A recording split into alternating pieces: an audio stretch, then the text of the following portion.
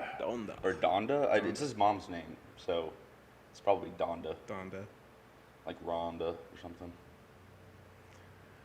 But okay. Yeah. Donda. What's up? I was gonna say Donda because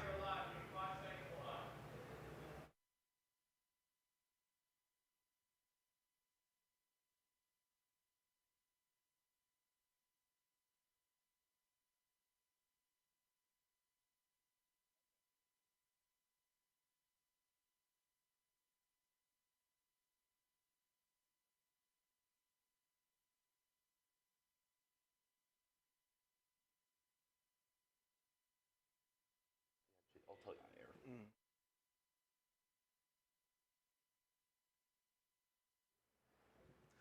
what's up, everybody? This is Will Winbush at Groundsounds, Columbus, Ohio. We are live, and with me is Max Ralsted. yes, sir. So we've been missing for the past few weeks. Past few weeks been off a little bit, yeah. Taking Oh a break. yeah. So let's just get right into it. Let's talk about what everyone else has been talking for the past Yeah. few days. Yeah.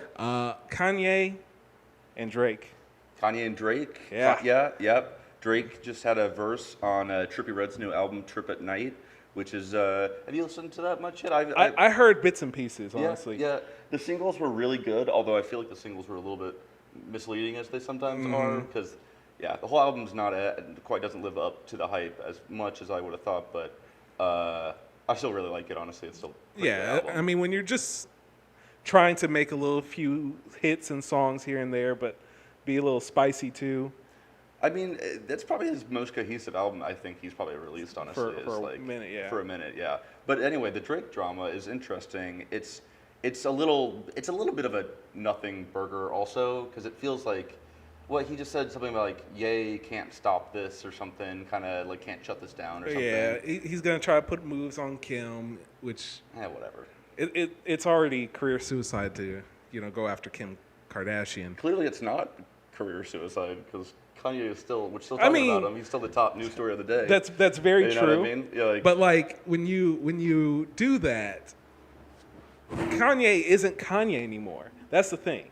Kanye can continue to do what he's doing, but the fact is he's said and done so many things over the years that's kind of like, is this even the same guy at this point? But yeah, he's got to come doing back the with same kind of shit for the last decade or so. He just kind of does whatever he wants, from the Taylor Swift stuff to his beef with Beyonce and Jay-Z and stuff. It's just to create buzz, man. He knows how to work the media to create buzz. Even the Kim K thing, I feel like is. I mean, so we were gonna talk about the Donda listening party that happened. What was like the third one I think he's had now without releasing the album.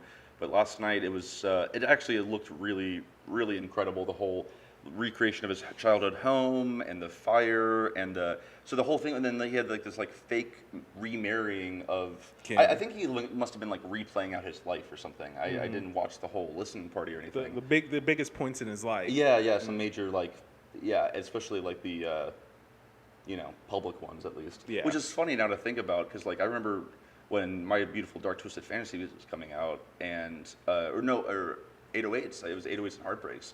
Was the whole drama with Amber Rose and everything, and that was the big. That was the big thing. Album, that huge was thing. Drama of the relationship kind of thing, and now it's no one talks about Amber Rose ever anymore. I don't know, it's fascinating. I mean, she kind of fell out of relevancy because she was jumping from dating MGK to 21 Savage. She dated MGK. Yeah. Oh, I didn't know that. Yeah. I think that's a miss. Yeah, she's jumped from artist to artist, and I mean, do your thing. Sure. But Kanye, I'm choosing Kanye over you.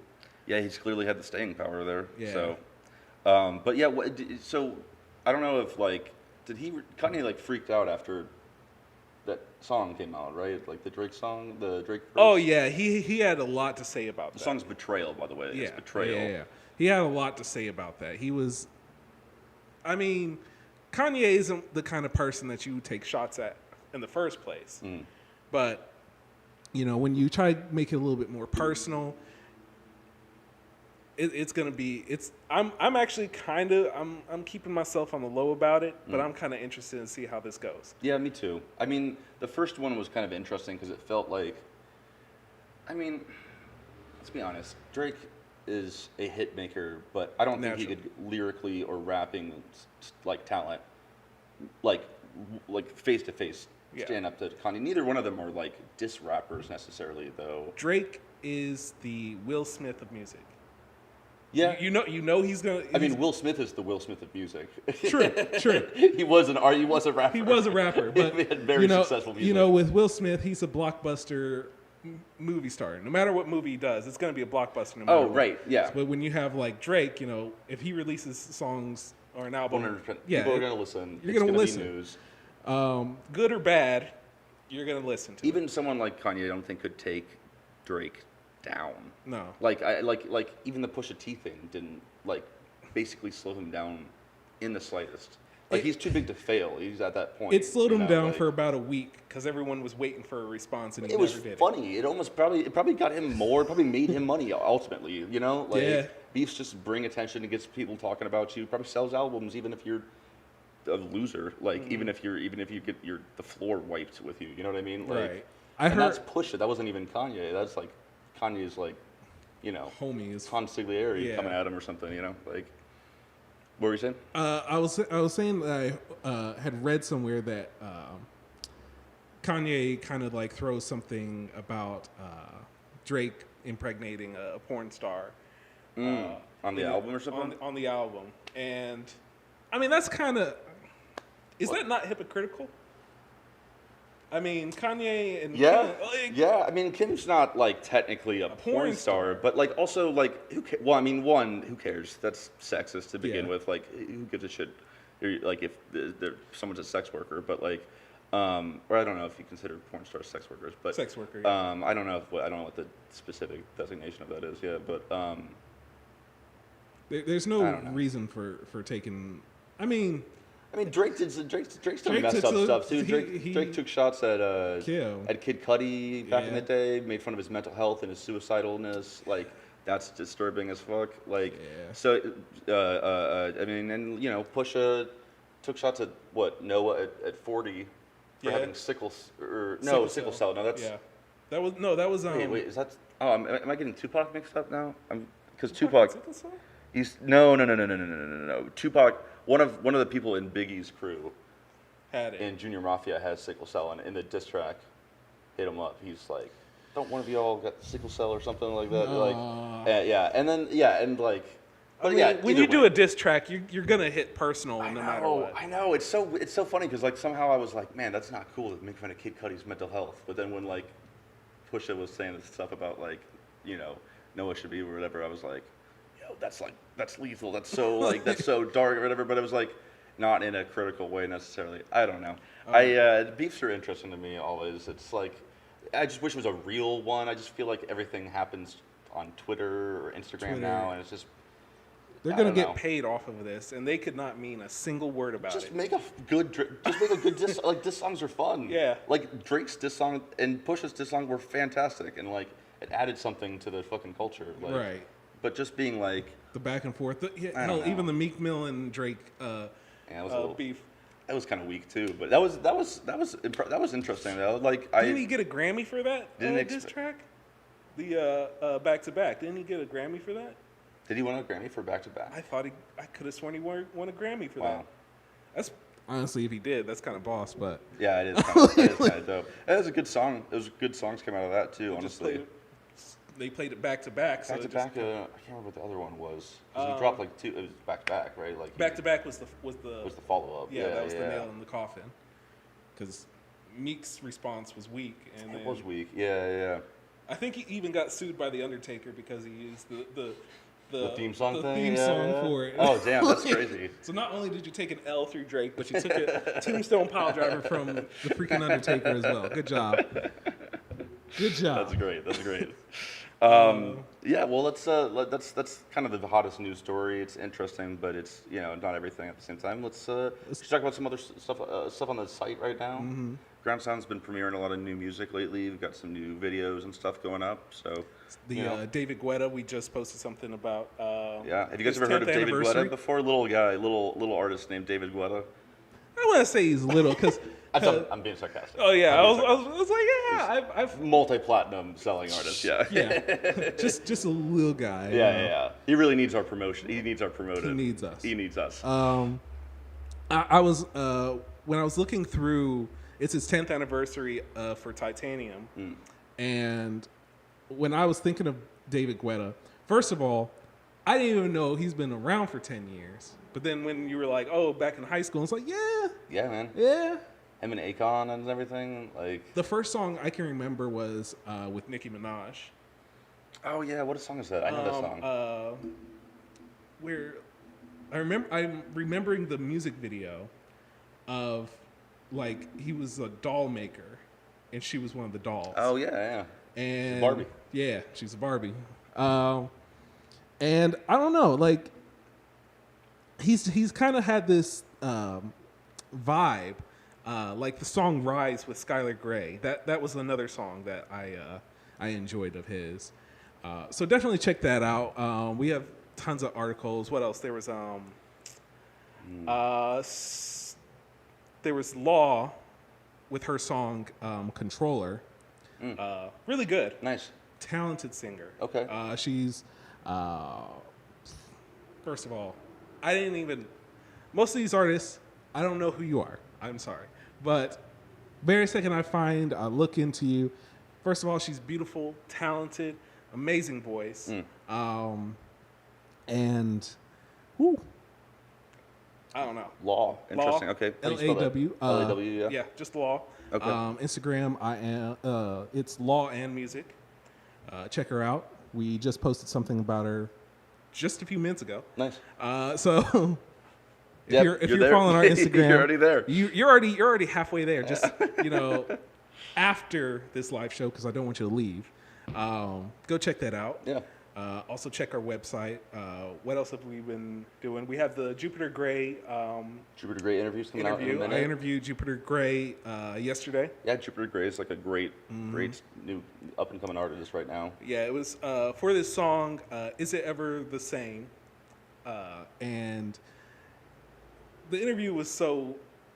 I could hear it. It sounded like you guys had a great energy. Oh man, he's such a cool guy. I feel like me and him are almost the same person, just on a different side of the country. Because artistically, I can feel it. I see it in him. He's gonna do great things. Yeah. Dude has an ear for sure. He's animated. He loves anime. He's gonna score he loves points movies. as well. His favorite, one of his favorite movies was Blade Runner. His music is inspired by so many other artists, like very cyberpunky kind of aesthetics. Yeah, and stuff, visuals. Which I can always get behind that. I don't know if I'm more of like a steampunk or a cyberpunk kind of guy, because I feel like steampunk is kind of more darker, but cyberpunk is kind of, I don't know. Futuristic. I like the futuristic look with cyberpunk.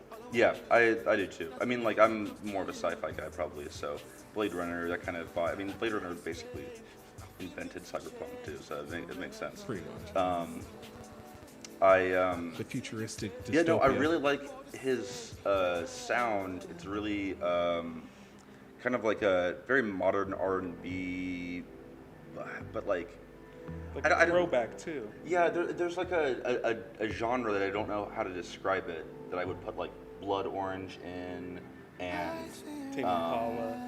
But they don't necessarily go in the same exact category, because Tame Impala feels not as R&B as like Blood Orange, but Blood Orange has that kind of like atmospheric, airy 80s. It's like very 80s influence, but it's like filtered through like I don't know, like Herbie Hancock and like Stevie Wonder and like all these like amazing, like more like funky kind of artists that but like mixing like chamber pop of the '80s. I don't know. It's hard to describe. Exactly. It's funny that you say, because he actually said that he was a big fan of Stevie Wonder, and when growing up, he would listen to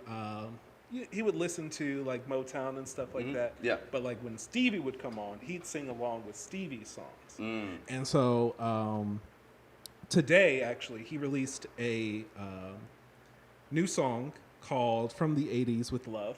Oh, cool. I was listening to it on the way here. Really, really, really well done. And you can almost feel that little '80s vibe with it too. Yeah. Highly recommend on Spotify. Check it on YouTube. Super great. Anywhere that you can find it. What else have we been having? Next week we're having the AK interview posted. Oh yeah. So AK was one of the artists that we had in studio, and he interviewed with Donnell. Unfortunately, Donnell is not here with us today because we could ask him all about what was going on. Man, we've been gone for so long that we have so much to talk about. We got the Wyman interview coming out. We got Nizzy interview has come out since then. A lot of stuff, guys. Yeah, just keep checking the site. Honestly, you talking about Stevie Wonder. Maybe remember something. Since we talked last, I watched this great documentary that just came out called "Summer of Soul." Mm-hmm. It's on Hulu. If you guys got Hulu, it's a documentary about this kind of Woodstock-esque festival that happened in the same summer as Woodstock, but it was basically entirely, both crowd and performers, black people. And it was a giant music festival in Harlem in '69, and like incredible artists of the day. Like you got Gladys Knight, you have Stevie Wonder, you've got Sly and the Family Stone, you've got like the what do you call them? The Pointer Sisters, all sorts of just the Supremes and whatnot. No, it wasn't the Supremes, but it was the person from the Temptations, whoever the lead guy from the Temptations was there. David Ruffin. No, Something David like Ruffin. that. David Ruffin was I can't remember lead his for name a while. now. But then it was Nina Simone, just these iconic people all together, and they literally the film. It's like a full concert film of the whole thing. Of the whole thing. It just got put in a vault for 50 years. So upset that I haven't heard of this before. Yeah, the guy, they talk about it at the end. Questlove actually directs it. Questlove produced it and directed it. And I huge props to. I love people that will direct and are already huge stars and are in the music world. And he's an influential person in the music world, has been for decades. He's not in the movie at all. I so love it when people don't put themselves in the their movies. The focus is not on him. It's about the concept. It's not about him at all. But good, really great movie. Really well directed. What is it called again? Summer of Soul. Definitely on Hulu. On Hulu, definitely recommend it. Really amazing footage. They talked to some of the performers that were there. Some of the people that went there as are adults that were kids now, and they're like, man, I thought I dreamed that or something because I never heard about it. You can't find anything out about it. It just disappeared forever. It was 6 weeks long. It was totally free. It was 6 weekends in a row, and 50,000 people in Harlem. You look out, and there's no record of it until today. No record of it until a few years ago because someone dug it out of a vault or something. Because the guy that made the movie tried to sell it as Black Woodstock, and everyone's like, no, Woodstock just happened, and that's all we give a shit about basically right now. And no one cared about Stevie Wonder was huge in the black community, but he wasn't a crossover mainstream hit. Yeah. Maybe a little bit, but certainly Nina Simone wasn't. Nina Simone was way more divisive. Yeah. All Sly and the Family Stone hadn't released a lot of their hits yet. They had Everyday People, and that was their big hits and stuff. And it's so cool. Yeah, and it was wild. It's very religious. Tons of gospel music, and then Sly and the Family Stone come out, and they're this new thing, literally almost every. It's just crazy. Yeah, you guys should definitely check it out. I could go on and on about it. It's a really good movie, though. Listen, I really enjoy it. the fact that something like that does exist, and it's coming to light now, is super awesome. It's really cool because to see that performance, because there's so much things that gets lost in history and in time, and Nina Simone, Stevie Wonder, and all of them, to have them for 6 weeks, 6 weeks. I mean, they didn't perform every weekend. Oh, okay. I was like, But I'm saying they had so many acts and so many it was like totaled into that. And they had like other performers and stuff. It sounds like they had a lot of stuff going on, but in Harlem. yeah, So no, it's definitely a black, oh, it is heavy community. They show out the crowd, and it is 100% like a black community, and that was the whole point. It was like it's very like Jesse Jackson's there and stuff, and I think it's. Who else would have been there around that time? Oh, because it was like the movie is really a snapshot of that time in history too. Because like JFK had gotten assassinated very recently. Like it was like a 6-year span where like JFK, Robert Kennedy, Martin Luther King, and Malcolm X all got assassinated, and it was just like the world is like on fire. Our country is going to hell. We're in the middle of Vietnam still. Everyone's revolting. Like the way that people talk about the way that Nina Simone talked about it, people were like gearing up for like a war, like a civil war in the country, and it is, and that I get it. That would have been terrifying. It's really fascinating. It really is like a lot of weird parallels to today too. Honestly, like a lot of like weird stuff where it's like, man, like people were also thought that this was like the end of the world, kind of like how people talk about now. Honestly, being like, this is totally unprecedented, and like this could be the end of America and stuff, And like maybe it will, maybe it won't, but like it was comforting and scary to know that we've been here before. You know what I mean? Like if you don't understand your history, you are doomed to repeat it. And like as many times as we have these people talk about, the world is coming to an end and whatnot because of this pandemic or this war that we're looking into. It happens. Yeah.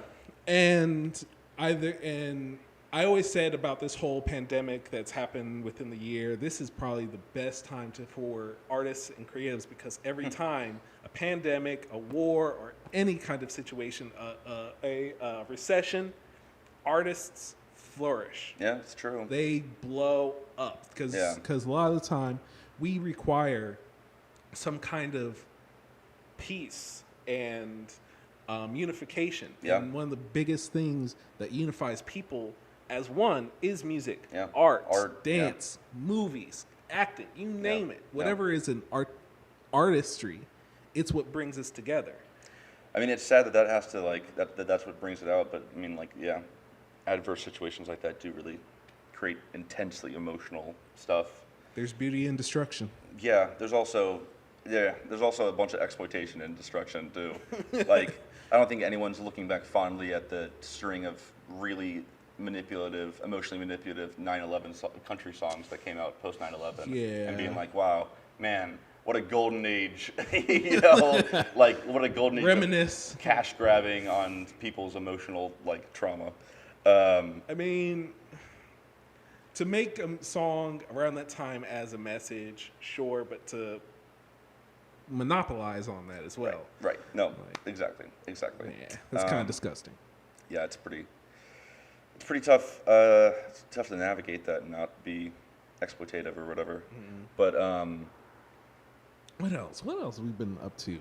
Yeah, lots of stuff. Let's talk about what we're planning within this next month. Okay. Yeah. So we are hoping to do an event here in Groundsounds. Groundsounds Studio. Whether it be a cypher or just like a music concert or what have you. We want to have some artists come in here, sing some songs, rap or rap. Rap your music or rap your music. Writers, if you're poetry, I wouldn't mind doing something That'd be cool. like that. Yeah, a little open mic kind of thing. Yeah, open mic. And we could sell some tickets before we move to a whole new studio. That's true, yeah. End of this year, we'll be in a new studio in the short north of Columbus. This will be different. Yeah, it'll be a little different. Follow along. But please, let us know what you want for us to... Who do you want us to have in this event, who can come. Yeah, if you want to be in this If event, you wanna come. if you want to come, send us your information, get in contact with us. We would love to like put you guys on. Yeah, tell us if you've got friends, if you got artists, you know, tag them, send them to us. Naturally, we only have limited space of how many people we can have in here. Yep, it's a small space, but it's gonna be a rocking space. It's gonna be a fun time. We really want to get as many people as we can. Yeah, I know we were talking when we were talking to Stephen Malcolm, and we were talking to him about having him come through and do an event. I know we were talking about Davi Soul coming in here. You know, previous artists that we've had either here or interviewed, perfectly fine coming in. If you want to try to join, first of all, DM us. Absolutely. We will look through. Yep. And if you're local, even better. If you want to travel here, that's on you. You know, don't look at us to afford a hotel for you, but sure. you know, please. I can't wait for the event. No, it's gonna be super fun. We haven't thrown a cipher here in like I don't know since I started. Probably a year. Yeah, probably since I started. Since we both started here, honestly. So that was last year. Last fall or something. So yeah, definitely really excited to have another event here and get some more people. It'd be a year. It'd be about a year. Yeah. It's wild. So let's do another cipher. Let's do another event. We don't have a set time for it yet, but we know that we want to do it next month. So we're going to sell some tickets. Yep. Have an opening for it. If you think that you can come in here and put on one killer show, do it. Do it. If you guys want to be featured on the site also, please submit your music. Go to at groundsounds.com/submit. Send us your music. Send us just fill out the whole sheet, and we'll promote you guys as much as we can. We love seeing it. We got something new today. Not new, actually. It's a flashback a little bit back to 2018. Eric Crowder's Cream and Sugar on our story. Definitely go check that out. Swipe up, follow the link, watch the video. Really creative kind of video, all about like longing for this ex that you broke up with, and he's like the whole video is like just like all the lyrics are in like he's texting the lyrics and like looking at old pictures of her and stuff. It's a really creative little video, honestly. It's really cool. And he was a submission. That's how we learned about Eric. And yeah, be like him. Get on our story. Get your name out there. Shoot, you don't even have to be a musician to submit to us. You could be an artist. Yeah, we've been putting on a bunch of artists lately. Yeah. We who was the artist that we had on the you or Donnie interviewed recently? He was the Jamal. Yeah. Jamal Durr. JQ. Yeah. JQ is his artist name. Great stuff. That dude's amazing. Super talented. When we had Graffiti by Gabby here. Yep, Gabby was here too. Yeah. Then the following week being on ESPN. Like, you know, it's we look for art, music, and culture. And if you fit in any of that category, because it's kind of much everything. It's a wide net. It's a wide general term and category. But if you feel like you stand out, in which everyone stands out, but if you want your art to be noticed, submit it to us, and we will notice it. We will look at it, review over it, love it, hate it. I don't know. I haven't ran into much hate. I haven't ran into so much hate. Not a lot of hate, but yeah, definitely definitely want to like see what you guys are grinding on. See what you guys are grinding on is a weird way to put that. Get yourself a grind time watch in the process. Yeah, absolutely. Every time we have an artist come in, interview us, whatever, we will send you a grind time watch. It'll likely be the white ones, but it's all about what you are doing daily, every day, chasing your passion. You know what? What do you do? What do you do every day in order to get up in the morning and chase that grind? What do I do? What do you do? Drink coffee. You know. No, I mean, I just I wanna. Every time you're in here. I want to make music. I want to talk about music. I want to put people on. You know, it's easy to get up sometimes and do this job because I actually really enjoy like talking to artists, talking about music, talking with you about music, talking with everybody in the studio, and trying to, I don't know. It like legitimately makes me really happy to when people my love language is people coming to me and being like, yo, that person you recommended to me is like amazing. I listen to them all the time now. Or like, oh, I love that song, this song, or whatever. Like, I love putting people onto music. It's really like rewarding. Honestly, it's like it's really fun. I actually didn't realize how much of a great compliment it was when I told you about your playlist and how much I love it. Exactly, exactly. Yeah, I was about to give you my number after that. Yeah, it was just like shoot, call me later. Sorry, Jalen. Sorry, Jalen. But yeah, man, I don't know. I usually do the same thing where I'm just happy to be able to get up and do this, and first of all, meet and talk to some new people. Yeah. My father always told me to surround yourself with like-minded people, and so working with you guys, first of all, is already there. And then when I talk to artists like Jupiter Gray, like OG The Story, like Stephen Malcolm, like all those people who are out here doing what they do, love doing it. Love them or hate them, they are doing what they want to do, and they are happy doing it. Yeah. And that is something that I, reflect off of that. It builds me up and pushes me to grind, and do what I need to do. Yeah, it's very energizing, honestly. Yeah. It humbles you, and it's motivating. You guys are great. Our loyal viewers, our loyal fans, our people that submit our music, our new subscribers and listeners. I love y'all too, because y'all are the reason why we're doing this. Yeah. So trying something new, checking stuff out. Please, when we do this event, check it out. Be a part of us. Be a part of Groundsounds, and let's just get it done. Absolutely, guys. Oh man.